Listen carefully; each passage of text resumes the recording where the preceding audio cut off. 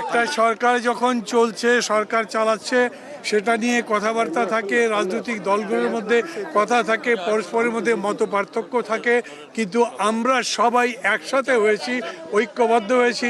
আমাদের নিজেদের মধ্যে রাজনৈতিক মতাদর্শগত যেই পার্থক্য থাকুক না কেন, এই প্রশ্নে আমরা সবাই ঐক্যবদ্ধ আছি।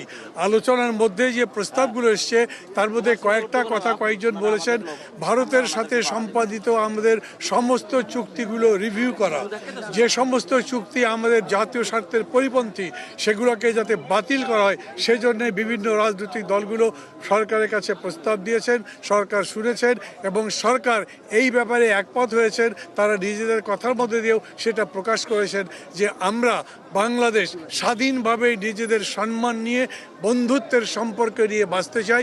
আমরা কারো কাছে মাথা নত করব না। কেউ যদি মনে করে যে সাম্প্রতিককালে আমাদের মধ্যে বিভেদ সৃষ্টি হয়েছে, এটা কোনো বিভেদ নয়। আমাদের মধ্যে রাজনৈতিক মত পার্থক্য থাকতে পারে নির্বাচন নিয়ে, সংস্কার নিয়ে, অন্যান্য বিষয়ে, কিন্তু জাতীয় স্বাধীনতা সার্বভৌমত্বের প্রশ্নে আমরা সবাই ঐক্যবদ্ধ আছি।